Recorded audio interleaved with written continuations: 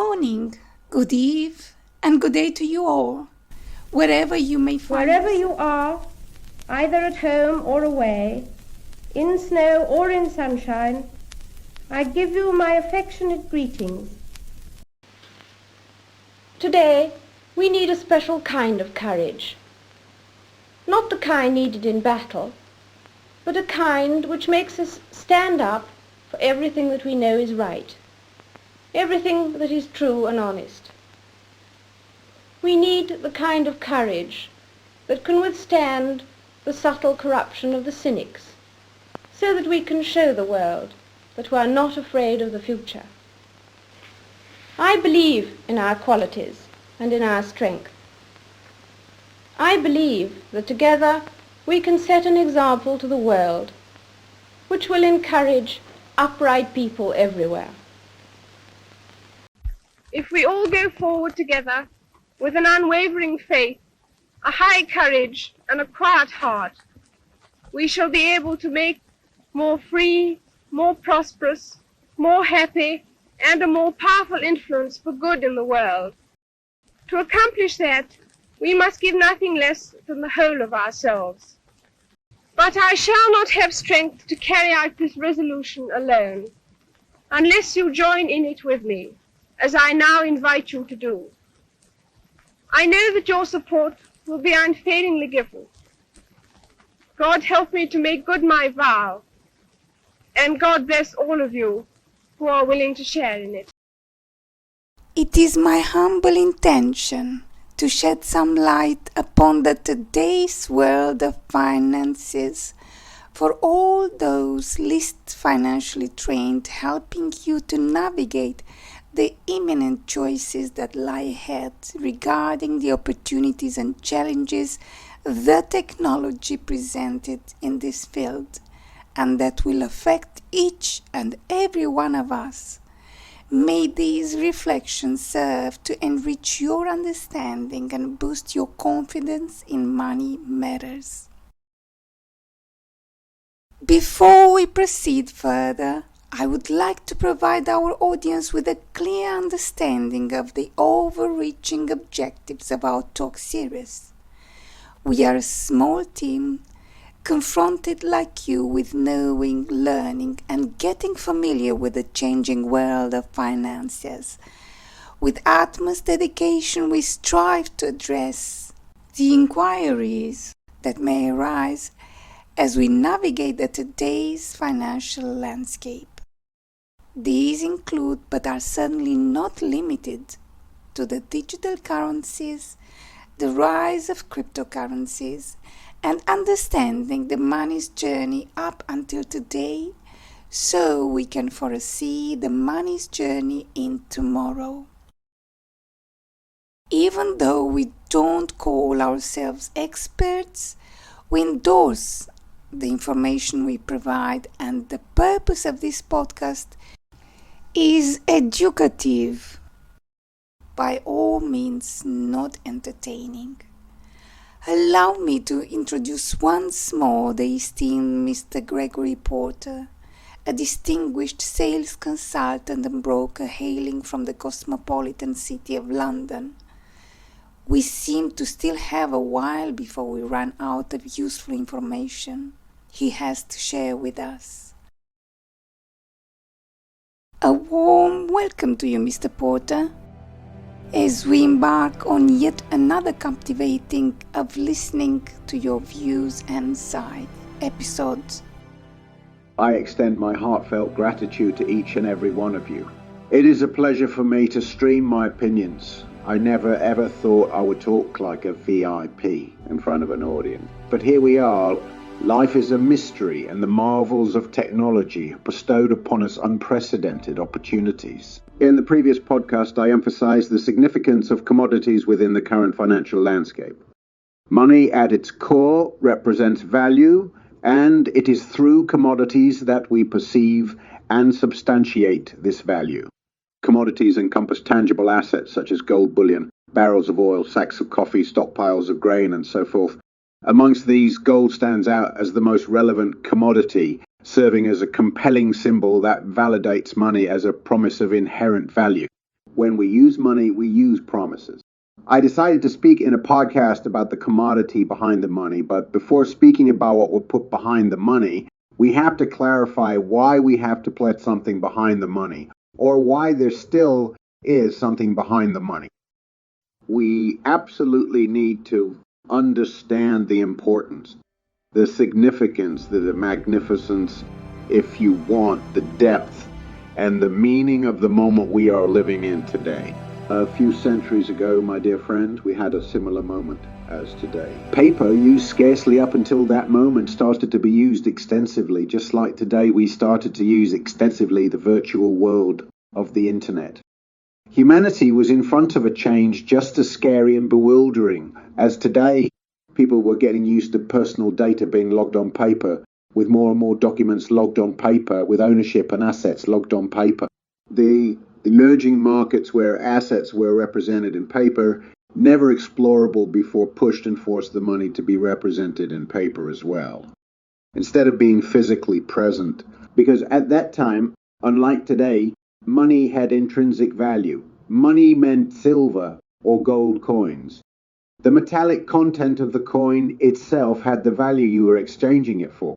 The international trade that needed to make correspondence imposed this traffic of information that was possible, and practical only and only if the assets were temporarily represented in paper, at least transitory or occasionally.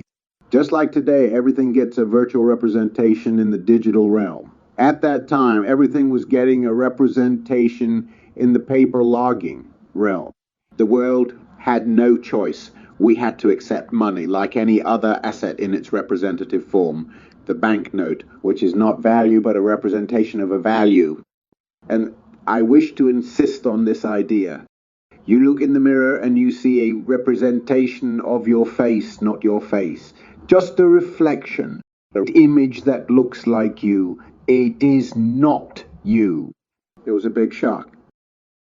The world didn't simply swallow that easy, this representation of value. The world didn't feel comfortable with having a paper note instead of a bag of genuine, marked and minted real silver. The banks are still committed theoretically up until today to redeem the equivalent of the value to the bearer for a central bank, or Federal Reserve notes in a way, because these notes, banknotes, are backed by the central bank assets, which serve as collateral, which are treasury securities purchased by the central banks through a process called debt monetizing. In other words, theoretically, these banknotes represent a value, and this value is the central bank's assets. But practically, the banks don't redeem anything to the banknote borrower anymore because these assets are not fungible anymore, which means cannot be broken down into small little particles that can be exchanged. And the banking today runs around keeping the assets in their aggregate form. But the banks change the banknotes with any other units of currency in case the presented banknote is damaged or with smaller denominations. Imagine that hundreds of years ago, these assets were millions of silver coins, and all these millions of silver coins are kept together, and practically they are moved from bank to bank, divided in few big parts, but never just few coins at a time. For this reason, the banks started to change these assets from millions of silver coins to assets that have the same value but are not divisible and take less storage space in the beginning. The same value in gold takes a lot less space than the same value in silver. It was silver that served as the primary medium of exchange due to its affordability and fungibility. Although gold is just as fungible, the silver, being more economical, allowed for the minting of smaller denominations that facilitated ease of trade and precise unit divisions within the accounting system. Sometimes the governments adopted bimetallic standards, which means they launch circulation gold coins and silver coins at the same time, but that may cause one of the coins to be preferred against the other one, and so one coin to be undervalued whilst the other one to be overvalued. As I stated previously, the world had to be pushed, and there was no way other than to accept forms that represent money that at that time meant value itself. So please, my friends, do take my words at heart. We have values and we have forms that represent the value. Do not take one as the other, and do not lose track of who is who and what is what, because it is your hard work. It is the product of your toil. You go to work and spend an entire month working for 200 hours, which is an unquestionably commendable accomplishment. You then wait for an additional 2 weeks until you receive your payment in the form of a stack of paper. However, this paper holds no inherent value. It merely represents promises made and fulfilled indeed by the authorities of the central bank, but is a promise, not a value. You bridge the opportunity to receive what you perceive as value and the opportunity to spend it on a frail bridge. You walked on this frail bridge up and down so many times, fully convinced that that frail bridge will hold because everyone else was doing it and because you did it again and again and again, and it worked. But it was not a solid bridge. Today, you don't even receive a physical note that promises something. Instead, the digits in your bank account undergo a change. In today's world, we no longer rely on a promise written on a piece of paper. The digital transfer of money forces us to reconsider and redefine the moral and ethical principles that the central bank is expected to uphold while managing your finances. I don't intend to undermine your trust in the government responsible for issuing the currency you use. My aim is to assist you in comprehending the vulnerability of a promise and the unwavering dedication of the central bank to uphold it. Initially, people did not store their money in government-endorsed banks, but rather in independent banks. Such promises were not considered reliable back then. Today, currencies are supported by the central banks, but central banks around the world are not all the same. They can be manipulated by transient governments, as not all of them are democratic, or by geopolitics and international trade war strategies. Some central banks are forced to stimulate credit in society due to a lack of economic consistency, as we experienced during the 2020's pandemic. Nevertheless, people a couple of hundred years ago were confronted with an inevitable decision to rely on forms that symbolize money rather than physical currency, leading to the same sense of bewilderment, mistrust, and confusion that we are experiencing today as we seek to comprehend the modern forms of money such as digital currencies. Could we want to say that you work hard a whole month for a bunch of pieces of paper that promise something in change? It is indeed the highest quality paper well printed, but is not a value in itself. Today, plastic, it has holograms, red foil patch, silver foil patch, raised print, ultraviolet number, unique numbering, artwork and signature, but is nothing but a note. Do you want to say that you sell your house, the house you paid for in decades, for a bunch of pieces of paper that promise you something? Do you want to say that you keep all your savings in a bunch of pieces of paper that promise something? A promise is a promise, not a value.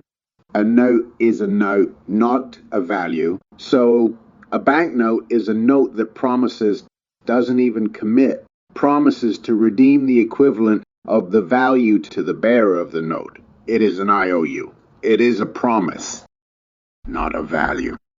It is an IOU. It is a promise, not a value. So now I hope it's clear for you at last that when you hold money in your hand, you have to question what is behind that currency. What does it promise? Does it guarantee also what promises? You have to ask yourself all the questions you have in front of any other note, not only in front of a bank note, in front of any other document that represents a value. And that, of course, is not a value. Now, I hope you realize that you already stepped into this illusion that you hold value in your hands already hundreds of years ago. And now you just take further step into leaving the note behind and using the digital version of this promise. You already used and a couple of hundred years already experienced to bridge the opportunity to take what you perceive as value and the opportunity to spend it on a real value, hanging on nothing but a promise. Because there is no way back, unfortunately.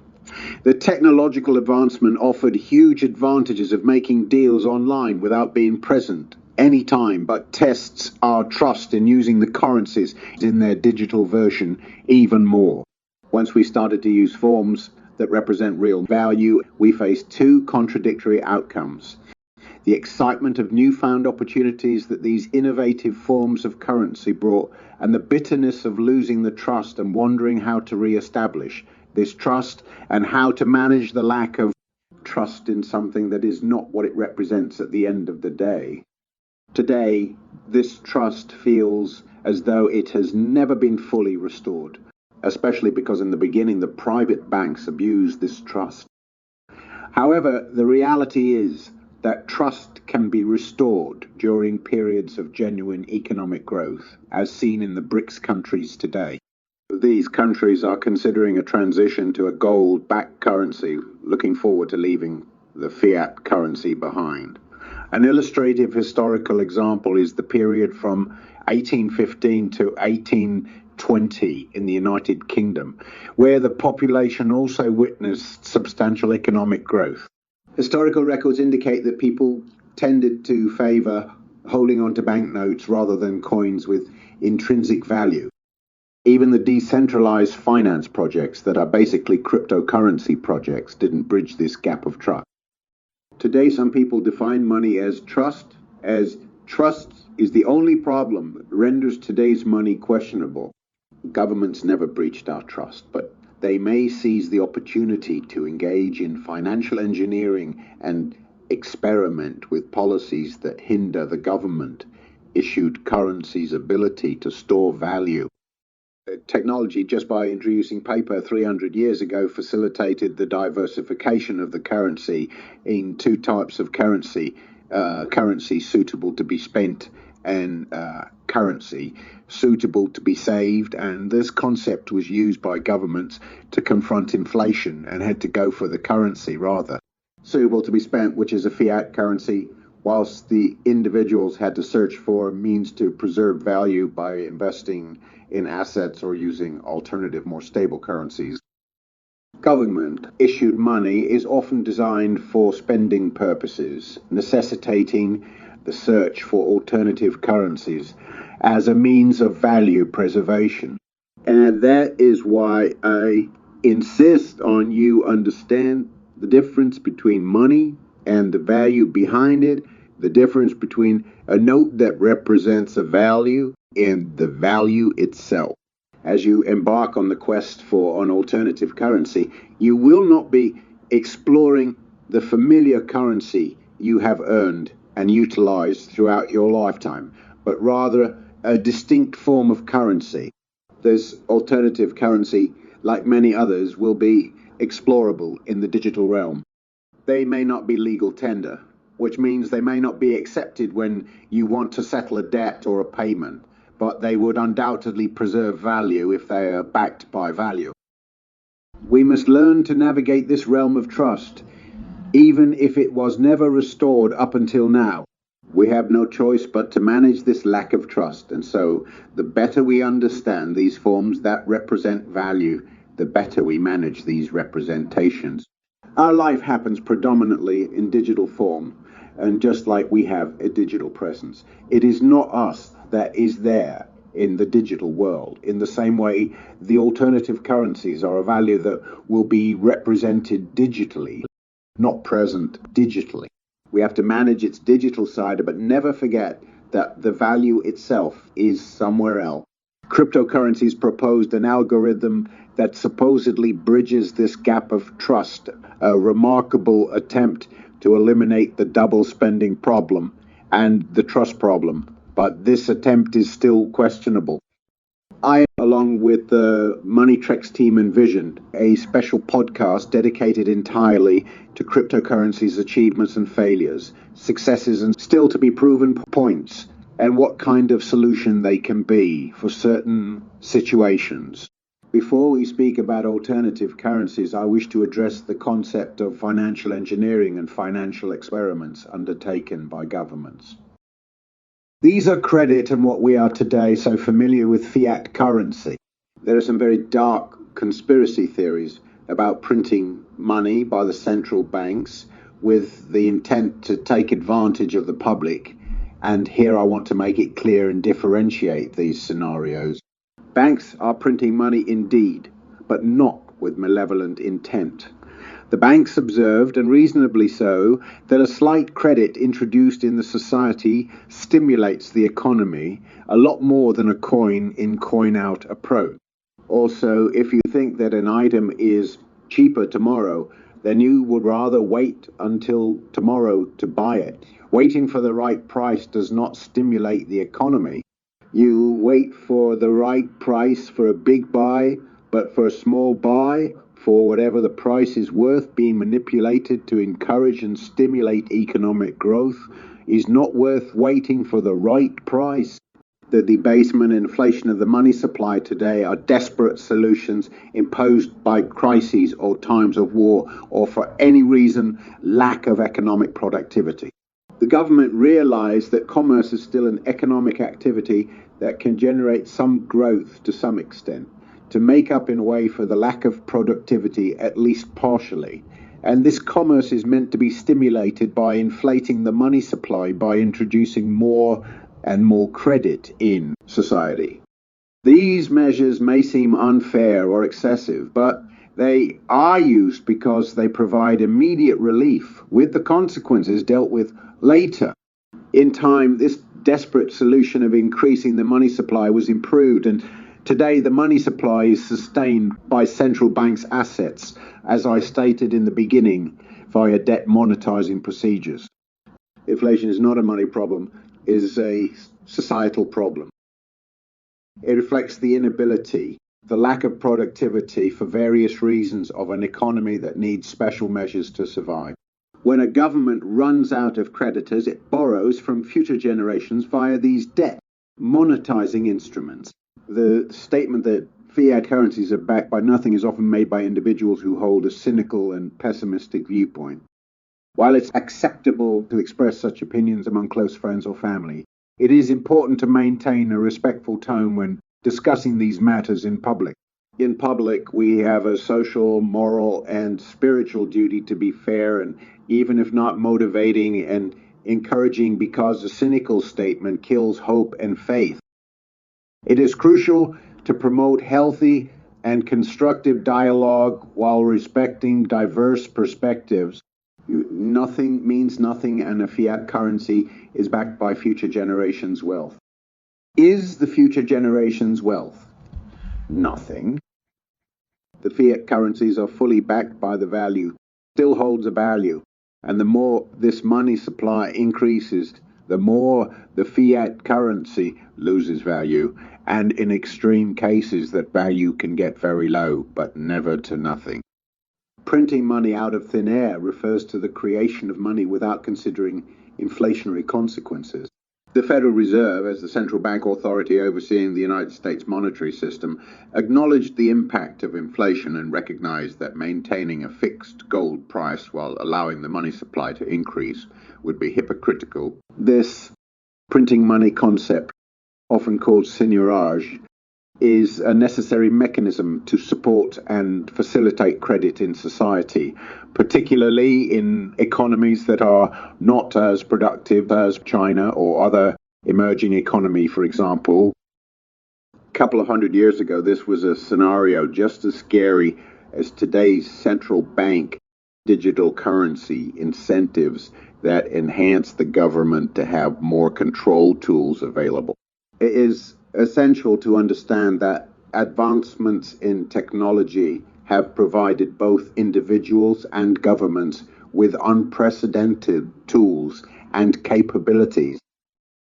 So don't fall for these stories that government prints money out of thin air, because they are strategies to convince you that the coin they advertise is unlike the government one, which, oh my God, is printed out of thin air.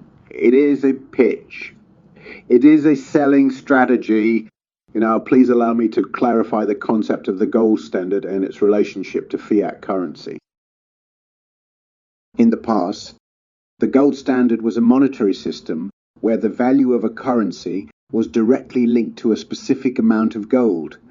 Under this system, the government would guarantee to exchange the currency for a fixed amount of gold upon request.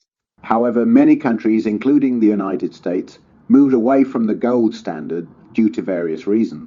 When I mentioned the transition away from the gold standard, I was referring to the US dollar specifically. In 1971, the US government ended the direct convertibility of the US dollar to gold. This decision was influenced by several factors, including the need for greater flexibility in monetary policy and the challenges associated with maintaining fixed exchange rates. The point being made is that governments, when employing fiat currency, have the ability to increase the money supply to stimulate economic growth. This is done by creating credit and injecting it into the economy. However, it is crucial to manage this process carefully to prevent excessive inflation or other adverse consequences. So, we are now on the gold standard. 1 ounce of gold is $35. We will increase credit in society by 2% every year, and instead of increasing our gold reserves by 2% at the year's end, we rather consider that the same $35 would be able to buy a smaller and smaller amount of gold in the free market year by year, and now we're off the gold standard. The gold is not $35 anymore. Regarding the term hypocrisy, it was not used in the context of the transition away from the gold standard, but rather in reference to the suggestion that governments create money out of thin air with malicious intent. The intention was to highlight that this claim is often an oversimplification or mischaracterization of the monetary system and the role of central bank. I hope this clarification provides a clearer perspective. Hence, let us make it clear again, the government is 100% reliable in endorsing the promise of a note issued by the bank, and the national coins issued by the government is the most reliable coin. Technology imposes now to have a separate coin for each performance of the money. Once upon a time, the reliable coin of a nation exchanged value and stored value in the same time. Today, most governments use this idea to stimulate their economies by encouraging credit, causing money to become volatile in nature. And like any volatile currency, you can make the most of it by only spending it because it is designed to be spent.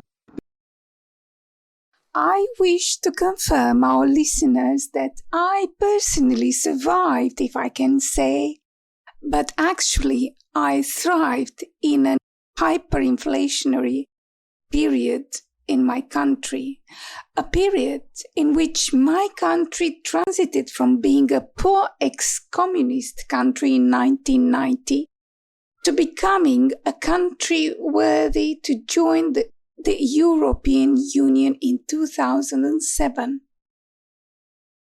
In 1990, 4 Romanian lions were exchanging a United States dollar, and in 2004, 40,000 old Romanian lions would exchange a United States dollar. At that moment, 10,000 old Romanian lions became 1 new Romanian lion and kept the same new 4 lions to €1 ratio. During this period of hyperinflation, my country made significant progress. What I observed was that Romania, which had been heavily reliant on exporting goods until that point, shifted its focus towards rebuilding and developing within the country. However, this rebuilding process did not generate the same immediate influx of cash flow as the previous high levels of exports. Therefore, due to the shift in focus from heavy exports to internal rebuilding, inflation started to increase, eventually leading slightly towards hyperinflation. Oh yes, I forgot to say, one of the reasons a fiat currency is employed by the government is during building its infrastructure, because building the infrastructure doesn't produce income soon. And yes, a fiat currency that creates inflation or increases of the money supply is not a crime, is not a Ponzi scheme, is not an abuse, is a last resort measure in less fortunate circumstances when an economy is deprived of soon to make relevant income. Imagine someone attempting to revive an unconscious person. If the same measures used for resuscitating an unconscious person were applied to a normal, healthy, and fully conscious individual, such as forcefully pushing on their chest, and mouth-to-mouth resuscitation would be considered abusive. However, in the case of an unconscious person, these measures become a necessary last resort in the effort to revive them. The context and situation greatly influence the appropriateness and effectiveness of the actions taken. Now let us talk about alternative currencies. As I said, even started with the first currency revolution, if I can say, called the note or the bank note. The technology introduced the possibility to have two types of currencies that are adequate for two different situations. The fiat currency is a currency that accommodates credit and is suitable for economies that need to stimulate economic activity through encouraging credit, and a currency designed to be spent, and a currency that loses value in time. While it may initially appear alarming, as you yourself witnessed, it is not inherently frightening. We, the Western world, experience such a situation for more than 70 years, thanks to the globalization adventure that came with advantages and disadvantages, with its good, its bad, and its ugly. The relocation of many of our industries in China to make the most of cheap and competent labor, losing the opportunity to produce more than we consume. The social benefits packages, the COVID supporting programs, and the building of the infrastructure expenses. And so we vitally need to constantly stimulate our economies by employing fiat currencies until we find a solution to balance our book. However, in a fiat currency economy, the savers will have to employ alternative currency for saving. The wealth generally is stored in assets like estate, investment, or other inflation-proof properties. But for the short term and for those that are exposed to small amounts of savings, they have to use an alternative currency than the fiat one that is provided by the government. The other type of currency is a commodity-based currency, a currency that is designed to store value or to hold value, a currency that is doing very well during real economic growth because the wealth of real production that floods the economy is stimulative for the economy, and that economy and the country experiences a real growth. Now, hear me out, because we are in front of a huge landscape, and it is time to lift our gaze and behold the horizon. If we hold a banknote as a note that represents gold or any other asset that is stored somewhere else, why should we not store our value in other commodities? And hold in our hands a note that represents grains stored in banks of grains, uranium stored in banks of uranium, lithium stored in banks of lithium, and even more, to hold and spend the digital note of everything that can be tokenized. Gold is the most relevant and the best of all, or the most reliable for those who don't want to explore these ideas furthermore. And I'm a gold bug, but I address to you, those that want to explore your imagination and your creativity and your initiative and wish to explore the unknown and the never explored before financial pastures. Cryptocurrencies are not the only adventure of the digital revolution or the second currency revolution, or I like to call bestowed upon us. So first of all, let me assert my firm belief that the only thing we have to fear is fear itself. Nameless, unreasoning, unjustified terror, which paralyzes needed effort to convert retreat into advance. I do not believe that any of us would exchange places with any other people or any other generation. The energy, the faith, the devotion, and the glow from that fire can truly light the world. And so, my fellow citizens, do not ask what a currency can do for you, but what can you do for a decent currency you believe in, to be known and get stronger being used by others as well. To your success, to your achievements, to your financial dignity and confidence, a big hug and firm handshake to you all, my friends. All the best. Before I finish, I can truthfully say to you all that we children at home are full of cheerfulness and courage. We are trying to do all we can to help our gallant sailors, soldiers, and airmen. And we are trying, too, to bear our own share of the danger and sadness of war. We know, every one of us, that in the end all will be well, for God will care for us and give us victory and peace. And when peace comes, remember, it will be for us, the children of today, to make the world of tomorrow a better and happier place. My sister is by my side, and we are both going to say good night to you. Come on, Margaret. Good night, children.